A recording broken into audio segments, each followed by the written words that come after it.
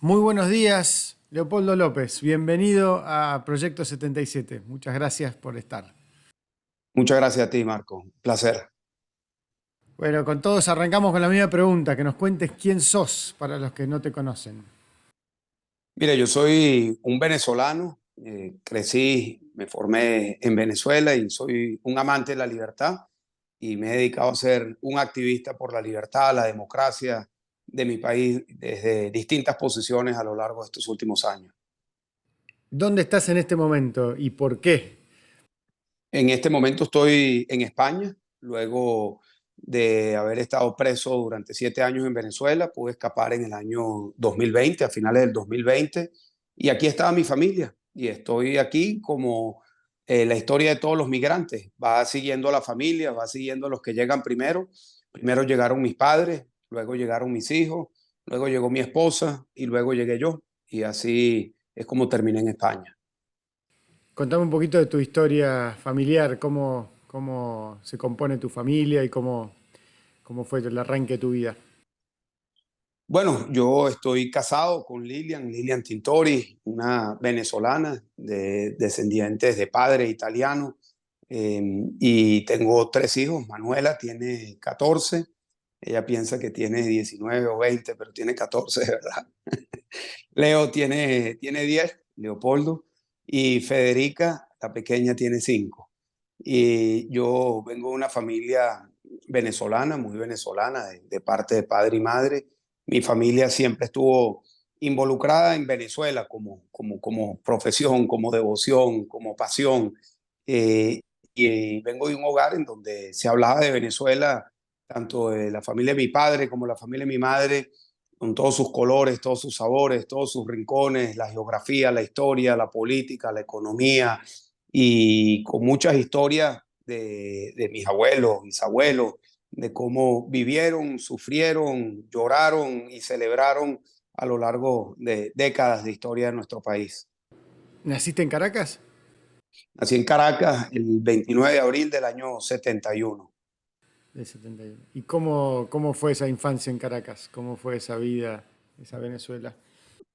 Mira, esa era una Venezuela que en aquel momento despuntaba por ser una democracia en fase de acelerada consolidación.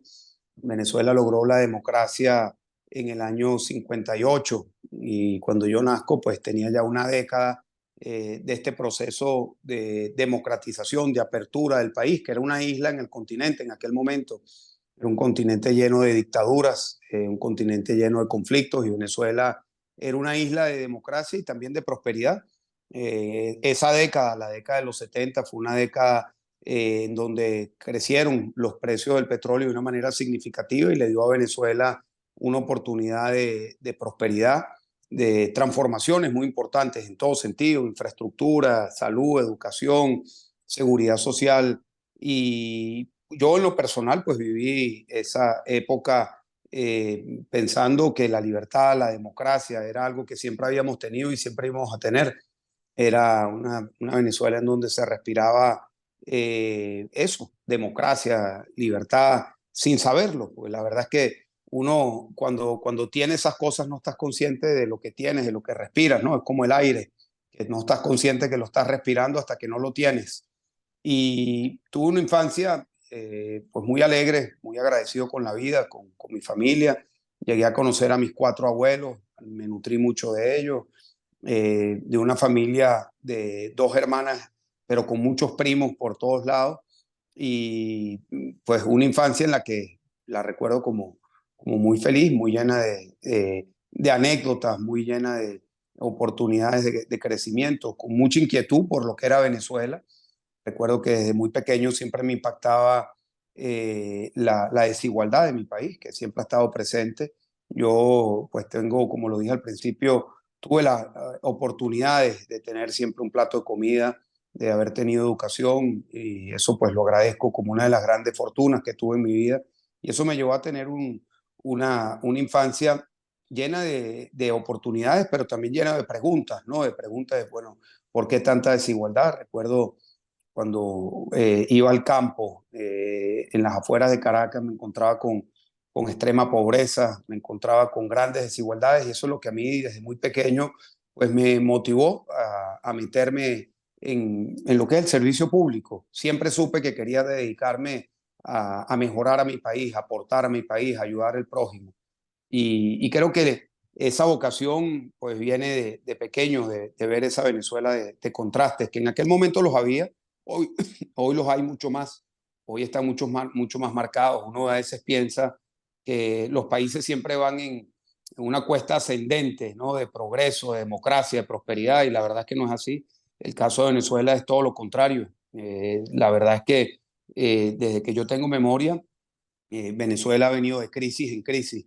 Primero vino la crisis económica con la devaluación en los años 80, luego al final de esa década vino el conflicto de una explosión social, luego vinieron los golpes de Estado, luego vinieron las crisis institucionales, luego el cambio hacia un sistema que abiertamente desde el principio no respetaba y no se fundamentaba en la democracia. Entonces, la verdad es que desde que tengo memoria, creo que parecido a muchos otros países de América Latina, la perspectiva de futuro siempre viene marcada por esta idea terrible de un país que la generación que está llegando va a vivir peor que la generación que entrega. Y esa es la historia de Venezuela y esa es la historia de muchos de nuestros países en América Latina. Una última pregunta ahí para después volver a esto, de tu infancia. ¿Qué significó el ser hijo de político en tu infancia y en tu juventud, digamos, ¿no? ¿Qué te dio y qué te sacó esa experiencia, si pudiese decir? Bueno, la verdad es que no, mis padres no eran políticos. Mi padre sí se dedicó al servicio público en los años 70. Él tuvo la responsabilidad de montar un programa que ha sido muy exitoso y se recuerda como uno de los grandes pilares de lo que fue la época democrática, que fue el programa de becas Gran Mariscal de Ayacucho, que le dio becas a más de 100.000 venezolanos para formarse en el exterior con estudios de posgrado. Un programa que formó a la clase profesional de una o dos generaciones y pues eso me vinculó a mí con Venezuela, con el tema de la educación, con el compromiso y de parte de mis abuelos, siempre muy vinculados con la Venezuela del servicio público. Uno de mis abuelos, médico, doctor, muy involucrado con la universidad, también con la fundación de hospitales en Venezuela, no directamente en la política, pero sí en el servicio público. Entonces yo pues tengo la experiencia de una familia, de abuelos, padres, que se dedicaron a Venezuela, pero no desde la posición de la política activa. De hecho, yo soy el primero que se mete en una política activa. ¿Y cómo fue esa decisión? ¿Cómo fue ese paso para vos? Bueno, yo me eduqué al final de mi bachillerato, mi universidad, mis estudios de posgrado en los Estados Unidos. Regreso a Venezuela en el año 96. Trabajé en aquel momento, en la Oficina de Planificación Estratégica de Petróleos de Venezuela. En aquel momento, PDVSA, la empresa petrolera, era la tercera corporación petrolera del mundo, un gigante corporativo. Era realmente una experiencia, o fue una experiencia increíble. En paralelo daba clases en la universidad, daba clases de economía en la Universidad Católica y me dedicaba en mis tiempos libres a una organización que promovía la justicia de paz. Era un mecanismo alternativo de resolución de conflictos en las comunidades más pobres. Desde la universidad nos dedicamos a repensar a Venezuela desde un proyecto constitucional. Teníamos un espacio que se llamaba la Cátedra de Honor, un espacio multidisciplinario. Yo venía de la Escuela de Economía, otros de la Escuela de Derecho, de Ciencias Políticas, y allí montamos desde el año 96 una idea de repensar el marco institucional del país desde un nuevo proyecto constitucional. Cuando llega Chávez, en el año 98, tenía la bandera de una asamblea constituyente y decido renunciar a mi trabajo en Petróleo de Venezuela para presentarme a la asamblea constituyente, y en esas elecciones perdí, no llegué a ser electo, casi lo logramos, pero como sabes, en la contienda electoral no hay segundo lugar. Ajá. Y pues me quedé desempleado Yo había tenido que renunciar de Petróleos de Venezuela para presentarme como candidato a la constituyente y eso me llevó bueno, repensar qué alternativas tenía y me dediqué a ir sumando voluntades de gente de mi generación, que no veníamos del mismo camino, pero todos estábamos dando pasos incipientes en la política de aquel momento, estoy hablando del año 2000, y pues eso nos llevó a crear una alianza y presentarnos a las elecciones que se hicieron en agosto del año 2000. Yo me presenté como candidato a alcalde de mi municipio, el municipio de Chacao, que está en el centro de la ciudad de Caracas, es uno de los 5 municipios de la capital, y fui electo alcalde en el año 2000 y allí me dedico a la gestión pública desde la alcaldía. Montamos un equipo excelente, un equipo de gente muy joven, de gente muy comprometida, de gente con un gran nivel de idealismo hacia el servicio público y bueno, transformamos el municipio, realmente lo convertimos en un municipio vitrina en muchos temas, en el tema de seguridad, que fue el principal tema al que nos dedicamos, pero también en la infraestructura, peatonalizamos áreas del municipio, creamos parques, plazas, hicimos un teatro municipal, infraestructura de deporte, un sistema de salud público gratuito que no tenía nada que envidiarle a los mejores servicios en Europa y en los países más desarrollados. Cambiamos todo el sistema impositivo, hicimos que el municipio fuese más transparente, que fuese más eficaz en todo el tema fiscal. Y en el año 2004 fui reelecto con más del 80% de los votos. Ya en el año 2008, cuando me presento a la alcaldía metropolitana, equivalente a ser gobernador de la capital, me inhabilita la dictadura, me inhabilita Chávez porque iba a ganar. Allí tenía en aquel momento 70% de apoyo popular, pero me inhabilitan. Fue la primera de las inhabilitaciones políticas que se hicieron hace ya más de 10 años. ¿Te lo Y veías bueno, no, venir? ¿Te lo veías venir eso? ¿O ya había habido mucha conflictividad en esos años? ¿O cómo fue el proceso hacia esa nueva etapa de la carrera, digamos, ¿no? Del conflicto bueno, abierto. yo me lo veía venir porque yo venía siendo, si se quiere, un referente. Nosotros veníamos siendo un referente de la alternativa política al chavismo. El municipio en donde yo era alcalde era el centro de todas las protestas que se hacían en contra del régimen. Había visto ya cómo había una clara deriva autocrática. Estamos hablando del año 2008, donde todavía Venezuela no se consideraba una dictadura, donde todavía ni siquiera los venezolanos asumíamos que estábamos en una dictadura, mucho menos los países que analizaban lo que sucedía en Venezuela. Pero ya se veía clara una deriva autocrática. Ya yo tenía una cantidad de señales de lo que significaba para la dictadura nuestro proyecto político. Había sufrido 2 intentos de homicidio. En uno asesinaron un escolta que falleció en mis brazos, Carlos Mendoza, en el año 2006. Había sido secuestrado, tenía por lo menos 10, 15 causas abiertas por distintos temas, todos ellos motivados políticamente. Y sí, me imaginaba que podía venir esto. Pero bueno, fue el primer capítulo de una larga lucha que me ha tocado enfrentar, que luego me llevó de la inhabilitación a la persecución, a, a la cárcel, de la cárcel a un juicio que me condenó la dictadura a 14 años de prisión, sin ninguna justificación, evidentemente, todo motivado políticamente. Entonces, bueno, fue una secuencia de hechos. Yo te puedo decir que yo he vivido todos los capítulos, he vivido la persecución, intentos de homicidio, secuestro, inhabilitaciones, encarcelamiento, sentencia injusta. He estado en casa por cárcel, luego he estado como asilado en la embajada de España durante 1 año y medio, ahora me toca vivir el exilio, es decir, todos los capítulos los he vivido y los he vivido muy intensamente a lo largo de estos últimos años.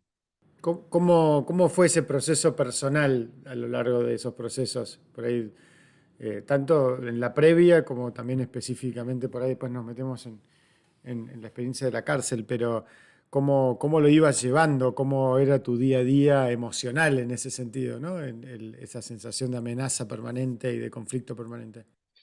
Mira, yo la verdad es que yo siempre he sido deportista y siempre he hecho deportes extremos y de alguna manera el mejor símil que te puedo hacer, la mejor metáfora es que esto ha sido un desafío de un deporte extremo llevado al límite, ¿no? En donde tienes que tener cabeza fría, en donde tienes que medir bien tus pasos, en donde tienes que tener, bueno, claridad en el objetivo, en donde tienes que estar claro de los peligros que estás enfrentando, en donde tienes que hasta tener un nivel de autocontrol, de no perder la cabeza en momentos de crisis y de estar siempre dispuesto a tomar decisiones con cabeza fría. Como te digo, yo he transitado todos los episodios de persecución por parte de la dictadura y siempre ha sido un desafío a nivel personal, ¿no? De cómo se lleva esto. Y yo creo que el primer desafío está en la cabeza, en cómo lo llevas, ¿no? En cómo enfrentas estas arbitrariedades, estos peligros, estos acechos, estas traiciones, que evidentemente pues, son siempre muy frustrantes, ¿no? Cuando vienen cargadas de injusticia, cuando vienen cargadas de simplemente buscar eliminarme como adversario político. Pero siempre lo he asumido con la actitud de un desafío de deporte, pues un desafío de vital, un desafío en el que tienes que tener la cabeza suficientemente amoblada para tomar decisiones en momentos extremos. Y así lo he vivido. ¿Y qué herramientas te han servido para trabajar la cabeza, digamos, ¿no? ¿Qué recursos has usado a lo largo de los años para mantenerte con la cabeza fría y centrada? Bueno, como te decía antes, para mí, y cada cabeza es un mundo, como dicen, ¿no? Y cada quien tiene una experiencia distinta. La mía, yo he recurrido mucho a mi formación como deportista, por un lado, a mi formación en deportes extremos. Creo que eso me ha ayudado en lo psicológico y también en cómo me planteo una perspectiva ante cada uno de los desafíos. Bueno, ¿qué significa este desafío? Bueno, es una ola más grande, es una pared más alta, es una montaña más fría. Es decir, son desafíos que entendiendo el terreno que estás transitando, pues te permite mantener cabeza fría. Cuando entro en la cárcel, sí, es un escenario ya muy distinto, mucho más intenso. ¿Qué año es Ya eso? bueno, la cárcel pasa a ser un escenario puramente psicológico, ¿no? En donde la experiencia vital de estar encerrado se junta con la experiencia psicológica de tener toda tu realidad en tu cabeza y en tu imaginación. Yo estuve encerrado casi 4 años en confinamiento solitario en una celda muy monótono, en una celda blanca, una celda en donde a veces tenía libros, a veces no, a veces podía escribir, a veces no. No tenía electricidad, es decir, estaba en la oscuridad 12 horas al día. A veces podía hablar con compañeros a través de los barrotes, otras veces no. Y allí, pues, lo más importante era tener conciencia, para mí por lo menos, tener conciencia de que mi mundo era mi cabeza. Y yo creo que eso es así para todo el mundo en su experiencia vital, pero en la cárcel, en donde tu espacio es limitado, en donde tu cuerpo no se puede mover, la cabeza pasa a ser prácticamente el único y más importante escenario de lucha. ¿Y qué hacías en ese escenario? ¿Cómo era tu rutina? ¿Cómo lograbas mantener el equilibrio, ¿no? Bueno, yo había leído mucho sobre personas que habían transitado la cárcel. La primera experiencia que leí fue mi bisabuelo, que estuvo 14 años en la cárcel y había escrito mucho a sus hijos. Esa es por la familia de mi padre. Estuvo muy marcada la historia de ese lado de la familia por lo que había sido la experiencia de mi bisabuelo y de su esposa, que se había tenido que ir al exilio y haber tenido que formar a sus hijos de la nada, montando una pensión y terminó mandándolos a las mejores universidades en los Estados Unidos, a la Universidad de Columbia, a la Universidad de MIT, y todo con mucho esfuerzo. Entonces, esa experiencia de mi bisabuelo decía algo en sus cartas que a mí me marcó y luego lo recogí de muchas otras experiencias de presos, que era tener una rutina que te permita llevar el día. Y luego leí la historia de Mandela en su autobiografía La larga marcha a la libertad. Leí las experiencias de Gandhi, de Luther King, que fueron experiencias, periodos cortos en la cárcel, pero también que les obligaron a ellos a hacer una reflexión sobre la cárcel. Leí la biografía del cardenal Bantuan, un cardenal católico que estuvo preso durante 13 años en Vietnam, preso por los comunistas. Y leí también sobre presos políticos en Venezuela. La historia política de Venezuela es la conjunción de la cárcel, el exilio y la política. Ha estado siempre muy presente la cárcel y el exilio en la política venezolana. Y de todo eso que leí, cada una de esas experiencias distinta a la otra, pero todas hacían referencia a la disciplina, perdón, a la disciplina de tener una rutina, a la rutina. Entonces, yo lo primero que hice al llegar a la cárcel el 18 de febrero del año 14, lo recuerdo muy claro, fue de construir mi propia rutina. Y decidí que mi rutina iba a ser algo elemental, que era atender mi alma, mi mente y mi cuerpo, y que todos los días iba a hacer algo en esas tres dimensiones de la persona. Todos los días me dediqué a rezar, todos los días me dediqué a leer, a escribir, a ejercitar la cabeza de alguna manera, y todos los días me dediqué a hacer ejercicio. Y entendí que mi vida era eso, que mi espacio era el que tenía y que mi perspectiva de tiempo eran 24 horas y que yo era dueño de las 24 horas en las que podía hacer esas tres cosas y que al terminar del día, cada día, si hacía esas tres cosas, pues podía dar el día por ganado y ya el día siguiente sería otra victoria, otra montaña, otra cima a subir. Y eso a mí me ayudó mucho. Y de hecho, como nuestro partido Voluntad Popular tuvimos tantos presos, llegamos a tener 500 detenidos, a mí me ayudó mucho eso y lo pasé como una experiencia a mis otros compañeros.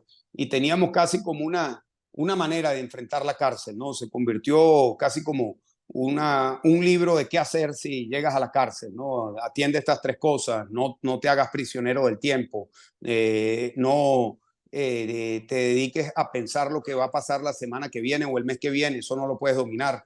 Dedícate a construir lo que vas a hacer todos los días, conquista cada día. Y eso es lo que me permitió a mí llevar adelante todo lo que fue el proceso de la cárcel. Y eso te sirvió para el día que te fuiste también? O sea, ¿continuaste con esa rutina? ¿La pudiste incorporar la idea de la rutina y el día a día? Mira, parcialmente, no, ¿qué pasó? Saludos aquí. El libro también. Ok. Lo he hecho todo. Bueno, pero ahorita lo arreglamos. Por aquí. Me lo puedes dejar aquí. Vale. Saluda a mi amigo. Hola. Hola, ¿cómo estás? Federica. ¿Cómo? Hola, Federica. Hola, Federica, te están diciendo. ¿Cómo andás? Chon. Este, mira, yo quisiera tener la misma disciplina que tenía, ¿no? Cuando estaba en la cárcel para esto, pero sí, la respuesta es sí, sigo tratando de atender esas tres dimensiones.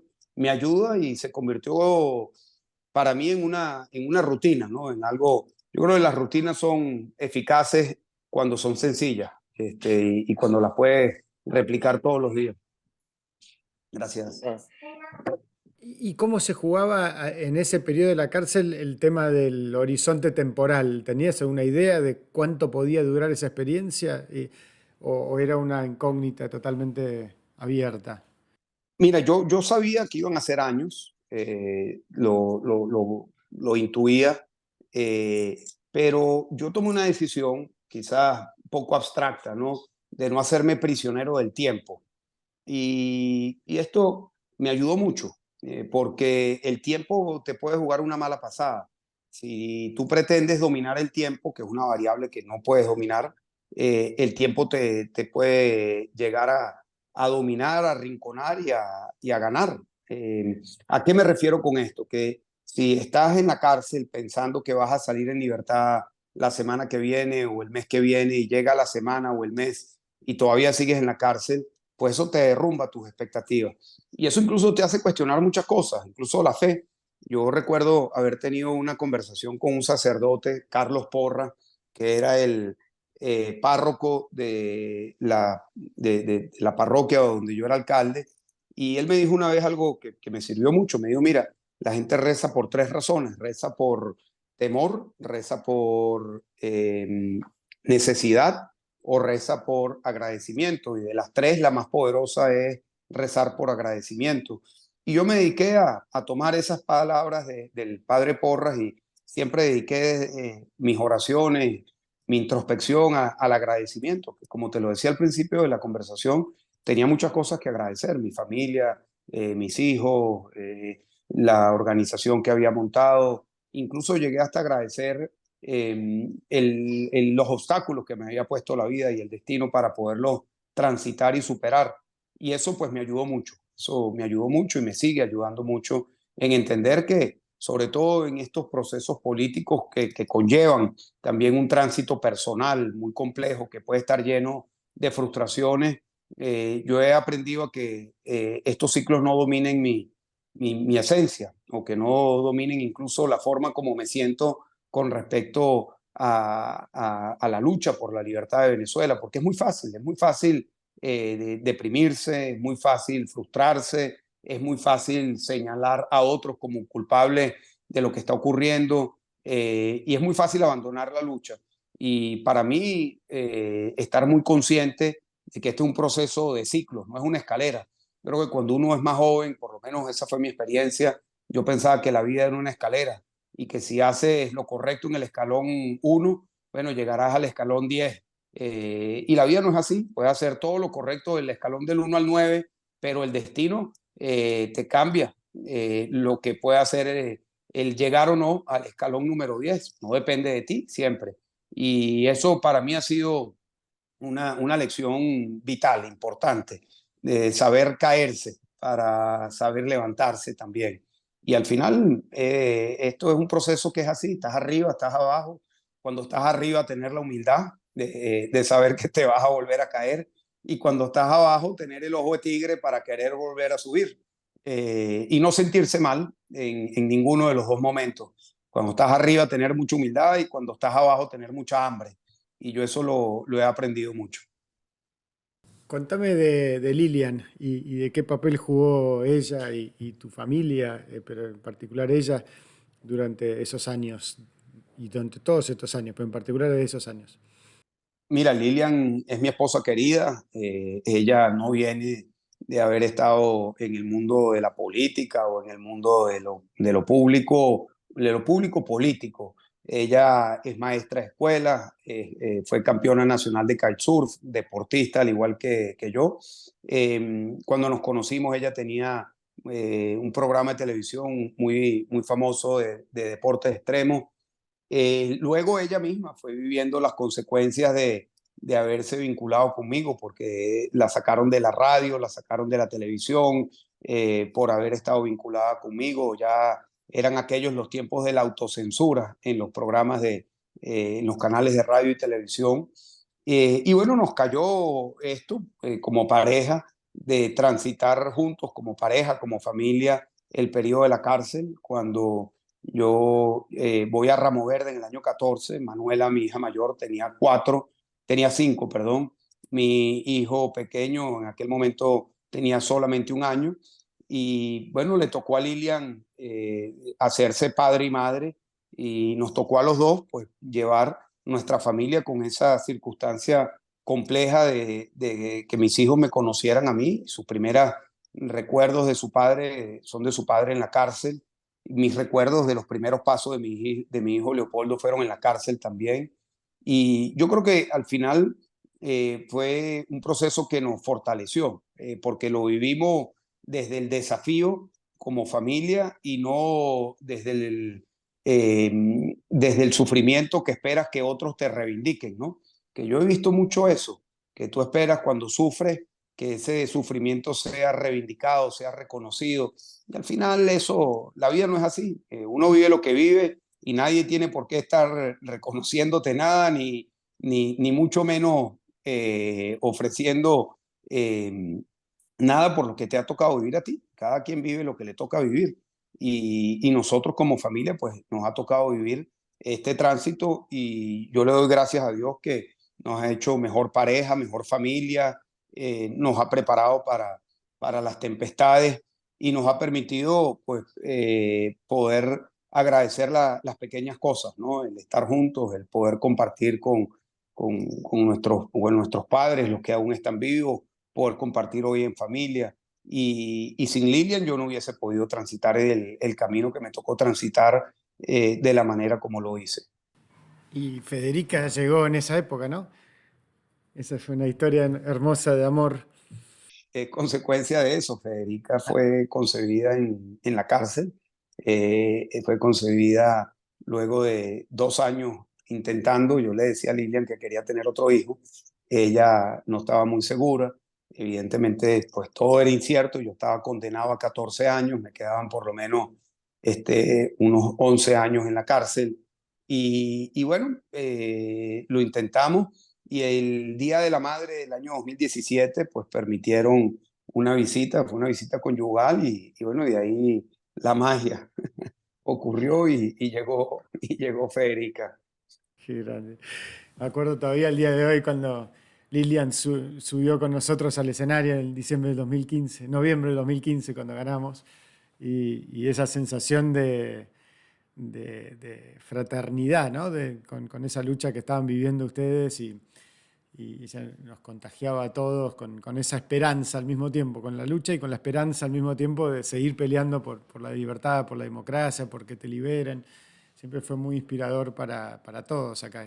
Y es una historia que está como tan entrelazada la de nuestros dos países, ¿no? Y con tantos venezolanos hoy aquí en Buenos Aires, en Argentina en general, nos lo recordamos todos los días, pero creo que el rol de ella fue súper, súper importante en ese sentido, en dar una voz al mismo, como decís vos, al mismo tiempo de mucha esperanza y amor, ¿no?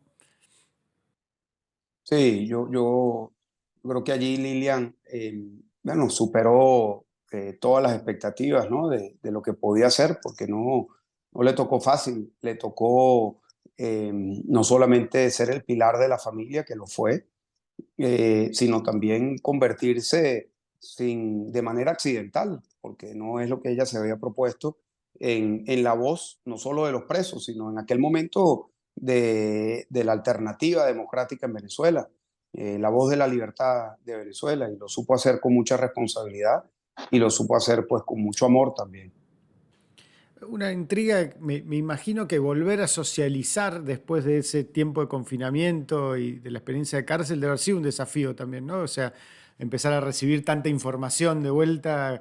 ¿Cómo fue esa vuelta a la comunidad del día de que te fuiste y el día después, digamos? Bueno, fueron distintas etapas, ¿no? Al principio lo más básico me sorprendía, ¿no? Me impactaba. Los colores, por ejemplo. Yo cuando me llevan a casa por cárcel, recuerdo que me impactaba mucho el verde, me impactaba mucho el cielo azul, me impactaba mucho los colores intensos, el rojo, el azul, las dimensiones. Este, por otra parte, las noches eran difíciles. Es decir, ahí hubo un periodo de adaptación desde lo más elemental, que eran las dimensiones, los colores, hasta pues, relacionarse con más gente. Pero me tocaron, después de haber salido de la cárcel, otros 3 años, porque salgo a casa por cárcel, luego desde casa por cárcel llamo nuevamente a las protestas, allí me mandan nuevamente a la cárcel, a Ramo Verde, nuevamente me regresan a casa por cárcel, de allí escapo en abril del año 2019 y voy a la Embajada de España, en donde estuve un año y medio. Pero bueno, fue un proceso con distintas etapas, con distintas dimensiones de cómo relacionarse con gente, pero no fue hasta el año 2020, final del 2020, cuando logro salir y me encontré con un mundo distópico, porque era el mundo del COVID, era el mundo del confinamiento, Y fue realmente impactante, ¿no? Pues yo salgo de 7 años de cárcel, de estar Uy, en el encierro y llego a España, donde estaba mi familia, después de haber escapado a un mundo distópico que me recuerdo llegar al aeropuerto aquí y no había un alma. Llego a una ciudad completamente vacía, deprimida, con mascarillas, con todo esto de confinamiento, que yo venía de confinamiento, pero era otro tipo de confinamiento. Entonces era como sentías que, que bueno, Dios te estaba haciendo un chiste ya directamente, ¿viste? no salgo de una para entrar en otra, ¿no? Entonces fueron procesos de adaptación largos, ¿no?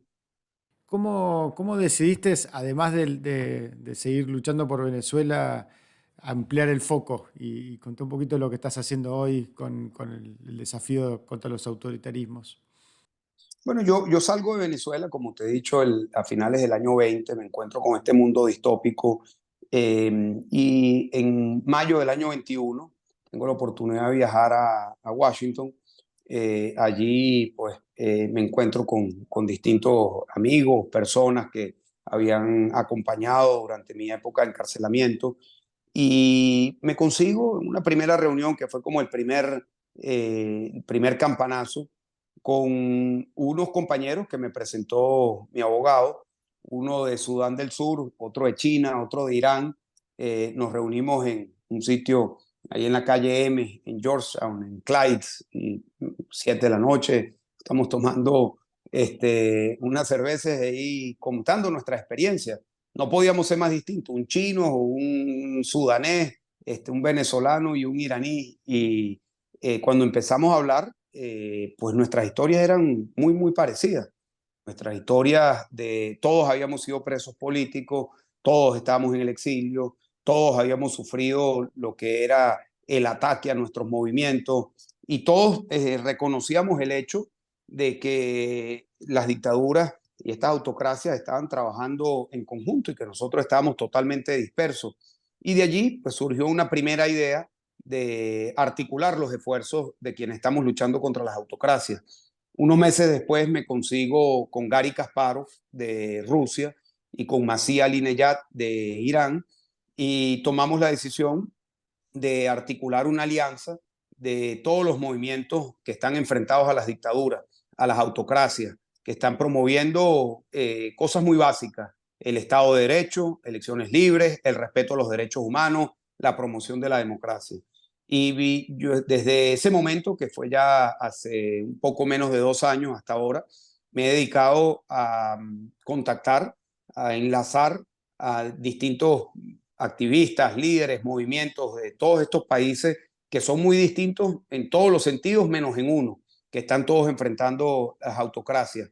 Y el año pasado, en noviembre del año pasado, lanzamos esta iniciativa formalmente, se llama el World Liberty Congress, el Congreso Mundial por la Libertad, que recogió en el primer encuentro a 188 líderes de 44 países, todos ellos bajo autocracia, y decidimos formalizar esta alianza y de desarrollar distintas maneras de apoyar a nuestros movimientos. Y así nace el World Liberty Congress. Este año tenemos nuestro segundo encuentro, también lo vamos a hacer en Lituania. Ya esperamos aumentar el número de países a los 60 países que son los países autocráticos y de poder involucrar también a la diversidad de los distintos movimientos que apoyan este camino a la democracia, porque no he conocido ningún país en donde no hayan distintos grupos que tienen el mismo objetivo, pero que están dispersos, no están unidos. Entonces, ahí hay un desafío al interno de crear condiciones para la unidad interna, pero también un desafío de articular una alianza que nos permita ser un bloque común o por lo menos un bloque de solidaridad frente a este bloque de las autocracias. Tú me preguntas hoy por qué Nicolás Maduro está en el poder y yo te diría que a pesar de que hay muchas maneras de responder esa pregunta, la principal es por el apoyo que tiene de China, de Rusia, de Irán, de Turquía, de Cuba, de Bielorrusia y muchos otros en otros países piensan lo mismo, que los autócratas locales están allí en buena medida por el tipo de apoyo que reciben de las potencias autocráticas del mundo, que nada tiene que ver con una alianza ideológica. Esto no es un tema de derechas, de izquierda, esto no es un tema de conservadores o liberales, es un tema de autocracia.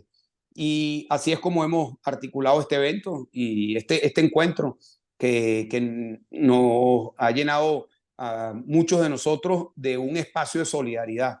Hoy en día yo tengo amigos, compañeros de lucha en África, en Asia, en el Medio Oriente, en América Latina, en Europa del Este. Más allá de conocidos, somos compañeros de lucha.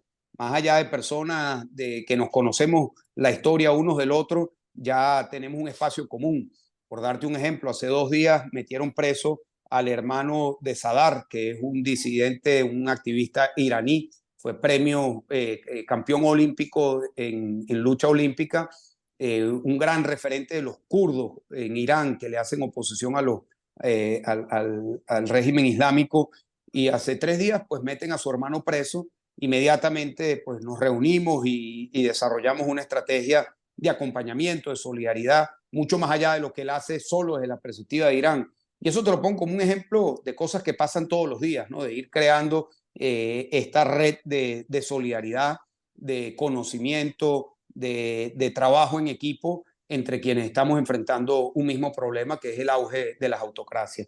En el caso de América Latina, un tema muy importante que es la unificación de la lucha de Cuba, Nicaragua, Venezuela, Bolivia, y que lo hagamos desde la solidaridad, desde también la capacidad. Retomando entonces, Leopoldo, donde se cortó, estabas contando justamente la necesidad de coordinar los esfuerzos en lo que era Venezuela, Bolivia, Cuba, los distintos eh, contextos autoritarios en la región. Algo de lo que me di cuenta muy temprano, desde que tuve que salir al exilio, es el hecho de lo similar de los testimonios, de la lucha, de las formas, de la situación de Nicaragua, Cuba, Venezuela y Bolivia. La lucha que ha sido sometida a represión, a cárcel, a manipulación de la justicia, a una impunidad y una arbitrariedad absoluta por parte del régimen y también, por supuesto, la destrucción de los países. Y en ese sentido, la historia de Venezuela, de Cuba, de Nicaragua, de Bolivia, dentro del continente son muy parecidas. Pero a pesar de eso, no teníamos ninguna coordinación, ningún espacio en donde pudiésemos tener un diagnóstico compartido de lo que ocurría en cada uno de nuestros países y lo que ocurría en general, porque no es secreto, pero creo que es importante entenderlo en su justa dimensión, que es profunda, el nivel de colaboración que hay entre los dictadores de Cuba, Nicaragua, Venezuela y Bolivia, así como con otros autócratas del mundo. Pero particularmente ahí hay una red de colaboración en todos los temas, en el tema político, en el tema diplomático, en las redes de cleptocracia, también en la articulación de los grupos irregulares que están bajo el manto de cada uno de estos autócratas. Toda esa es una realidad de colaboración que hace cada vez más difícil que nosotros logremos la transición hacia la democracia en nuestros países. Y siendo eso así, estamos articulando a través del World Liberty Congress a nivel mundial, pero particularmente en América Latina, el World Liberty Congress es el Congreso Mundial por la Libertad, que es un espacio que agrupa, que encuentra a activistas, movimientos a favor de la democracia en países que están viviendo claramente una situación de autocracia. Y hemos tenido ya varios encuentros y ha sido un espacio no solamente para tener una idea clara, compartida de lo que está ocurriendo en nuestra región y en nuestros países, sino también un espacio para articular acciones conjuntas en todos los terrenos, en el terreno de la formación, en el terreno de la comunicación, de la diplomacia, de la política, que es tan necesario en estos momentos. Perfecto, y para ir cerrando entonces con la pregunta con la que cerramos con todos, quería preguntarte, Leopoldo, ¿qué le dirías a Leopoldo de 18 años si se suma en este momento a la conversación? ¿Qué reflexiones harías o qué conversarías con él? Bueno, si me encuentro a Leopoldo a los 18 años, yo le diría que siga su pasión, que explore, que recorra caminos, que pregunte, que tenga curiosidad y que tenga siempre el amor, el compromiso con Venezuela, con nuestro país, pero siempre pensando en la libertad, siempre pensando y teniendo muy claro nuestra historia, de dónde venimos, que estudie la historia, que sepa claramente de dónde venimos en América Latina, en Venezuela, que ha sido una larga lucha, una larga marcha hacia la democracia, que no ha sido fácil y que hoy en estos momentos más que nunca se necesita pasión, amor y entrega para una lucha como esta, pero que siga su espíritu de lucha, su espíritu de pasión y su amor por Venezuela. Buenísimo, muchas gracias Leopoldo, la verdad que súper inspirador tu testimonio, gracias por compartirlo acá con nosotros en este podcast, gracias por seguir dando la pelea, pese a todas las dificultades y todos los momentos durísimos que atravesaste. Y sobre todo esto de gracias por dar un testimonio tan, tan humano y tan positivo para todos los que están escuchando. Así que bueno, te deseo lo mejor y un abrazo muy muy fuerte para vos y toda tu familia. Bueno, Marcos, muchísimas gracias. Gracias por la oportunidad de tenerme en tu programa. Siempre a la orden. Un fuerte abrazo a ti y a todos tus oyentes.